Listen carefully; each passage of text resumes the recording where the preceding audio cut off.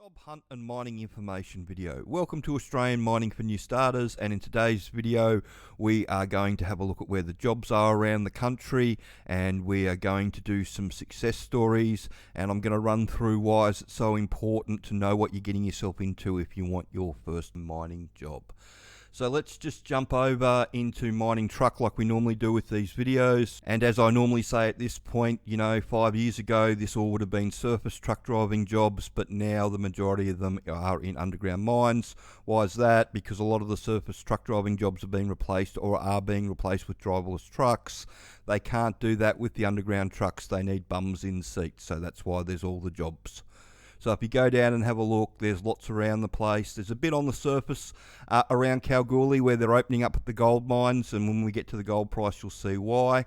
So you've got a few jobs like this that are paying reasonable sort of money, but you're not going to get any progression from there. It'll be sit in the truck at that price and that'll be it. It's not like jumping in on a truck for $50 an hour underground where you hope to be a jumbo operator in 5 or 10 years time. So there's lots of jobs around the country.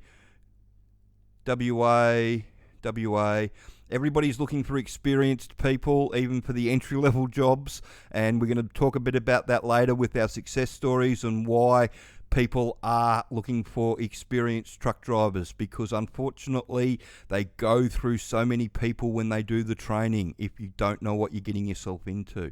So there's stuff in Queensland as well. WA, one of the guys got a job with this mob 3 months ago. Mine technician in New South Wales, that's this one here. And yeah, as you can see, there's lots of work around the country. It's all over the place. So let's have a look at the mines where they are around the country. You've got a lot of stuff here in WA, North Queensland, middle of New South Wales, and even in Victoria and Tasmania. And why is it going crazy at the moment?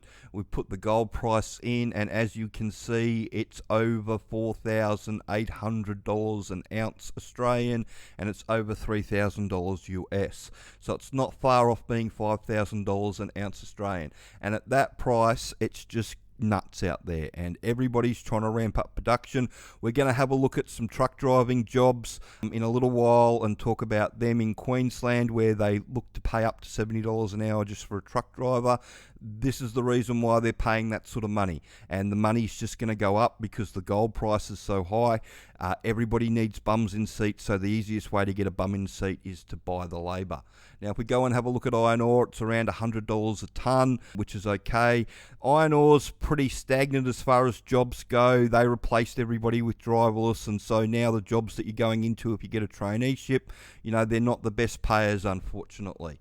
And if we go over to coal, unfortunately the coal price has dropped, and I had a lovely conversation with a young lady that just been laid off from an underground coal mine, and she was looking at transferring her skills and gaining a bit of knowledge through the training to go and get herself a job in a gold mine, which I think would be a great step forward. I think it would be well worth it. In a couple of years' time she'd be making a lot more money than what she was making in the coal mines to start with. So next we're going to have a look at some of the success stories that we've got. So we're going to come over to our Wall of Fame page, and if I go down, the first one that I want to look at is Stuart, who got a job a little while ago. He did our DIY package. He got a job in New South Wales, and as you can see, I emailed the employers the week after the initial application to say I was coming out to the western New South Wales in the next week, and asked if I could introduce myself to the managers while I was there. Within 48 hours, I had 4 interviews lined up. Now, this was something that he called and talked to Jess about, and she gave him this advice. I give similar advice out when we do the work ready, but we're also available just to have a chat, and he got that advice from Jess, so that was really good advice, and he ended up going and getting a really good job with Jetcrete in Broken Hill. And now if we come up here to the next one, Damien, he just got himself a job with Redpath. He was initially from Victoria, but he's got himself a job with Redpath in South Australia. I think Redpath are letting him fly from Victoria. I'm not 100% sure on that, but I know he got a job there up at Olympic Dam, so well done. Next one on the list is Joe, and Joe has been a long-term project. And the reason I wanted to talk about Joe a bit is because Joe just shows you the value of knowing how it all works. He initially got selected for a job almost 2 years ago with Burncut. Unfortunately, he failed the medical the first time round, but he was that keen and he knew that much about mining from the training. The superintendent for Burncut actually gave him his personal phone number and said, go away for 6 or 12 months, go and lose 20 kilos, and when you do, come back and I'll give you another go. And he just recently did that. He went away, he lost the weight, he got himself a lot fitter than what he was, and he's just recently passed the medical, and he's starting on $500 a day as a truck driver. And he's gone from pushing trolleys at Coles to being an underground truck driver.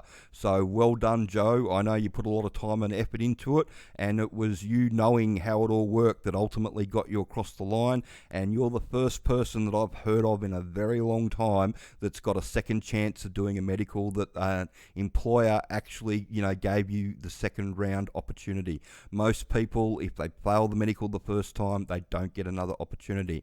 And I just put that down to the keenness that you've got for the job and the fact that you could hold that conversation with the superintendent when you actually talk to him.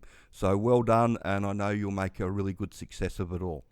And the last person is Josh, and Josh is a really good one as well. He did our work ready, so I have had a fair bit of interaction with Josh. So he's come from a disability support workers background, and he just recently got himself a job in Victoria. And his plan with the work ready was to have a go at his dream job, and I always tell people to have a go at your dream job wherever you are in the country. So if you're in Victoria, there's 3 big gold mines that are looking for people periodically over the year. As they lose people, they need to replace them. So if you're in Victoria or New South Wales or wherever you are, I tell you to have a go at your dream job first. Give it 2 or 3 weeks to see if you get it. So there were no job ads coming up, so instead of waiting for a job ad to come out, he just forwarded his resume on to all the employers in Victoria. And about 2 weeks ago, he got a cold call from the foreman saying that he'd been given his resume and he liked it, and he wanted to see if he could come up and have an interview and do an underground tour, and he did all that. And it worked out really well. He went and did the underground tour because he knew what was going on, and we had a bit of a chat about it, before he did the interview and all that sort of stuff. He was really prepped for the interview, and you can read what he says. It all went exactly how we said the interview would go. And the other good thing was that he was able to do an underground tour. And with the underground tour, it was a good opportunity to show his mining knowledge, but not go over the top. All I told him to do was just have a great big game of I Spy. So when he spotted something that he knew he could identify, say, oh, well, that's a jumbo, isn't it? And that's the bogger, and that's the magazine, and is that a crib room over there, and this will be the underground workshop. And just knowing all the terms and all that sort of stuff, by the end of the drive around underground, he'd got the job. And they called him back a couple of days later to confirm it, and then he sent through this lovely little text message saying, he's more than wrapped. And the reason that I say go for your dream job first, his partner was more than happy to move across the country to WA to secure the job, but her dream place to live was 2 towns over from where he actually got his mining job. So she's getting to live in the dream area that she wanted to live in. He's got the job that he's wanted and a career path that he can work through. So congratulations, Josh, well done. And the reason that everybody gets these jobs, and you can look all the way through, there's lots of people that you can go through and look at it all, and there's people that have sent videos in as well. That's Daniel, who got himself an offsiders job with the training. The reason that people get jobs is because they learn the information and they can interact with the foreman in the interview or the project manager or the superintendent, and it just means that they can throw you in the deep end. So there's lots of jobs all over the country. So if we go over to Seek and we type underground in, you'll see all the jobs come up, and there's lots. You see underground truckie, mine technician, and that's a production mining operator job in New South Wales, so they're looking for nippers and truck drivers underground. projects, underground truck driver, experienced. Now, all these nippers jobs and truck jobs are normally, they're classed as entry-level jobs. So why do the employers have all these ads up for experienced people? Is because when they get green new starters go through, they just motor through people. The failure rate is over 50%, and they just go through people like there's no tomorrow. So if they can get an experienced person in, there's a good chance that that person won't quit on them and they'll have a job. Now, what happens in the middle of this big gold boom that we're in at the moment is people start struggling to get people. So this is why this is a haulage operator. So this will be a truck job, and it's $50 to $70 an hour for an experienced person with 2 years experience. So they just want somebody that's got underground experience that they could just plug straight in, that's going to go and get the loads out that they need out for the day, and is just going to drive the truck, and they're quite happy to pay them $70 an hour to do it. All right, so that's the first sign that there's a really big, boom going on, and you can see that with the gold price. The gold price is huge, like we've talked about before. That it's almost $5,000 an ounce, and that's feeding into these higher wages, and that's why they're looking for experienced people, because they don't want to put inexperienced people in, because inexperienced people just fail. And by inexperienced, I mean people that don't know how the mine works. You want to give yourself the best chance to succeed and get yourself up and running within a couple of swings. Then the DIY package, or the 3-step plan package, or the work ready package has got all the information in it that you need to get yourself up to speed and get yourself a mining job. But the other thing too is, with the training, we didn't deliberately set out to write something that was going to put people off. All we wanted to do was give people an accurate representation of what they were getting themselves into. And out of 100 people, 30 to 40 people, when they find out what mining actually is, they decide not to pursue it anymore.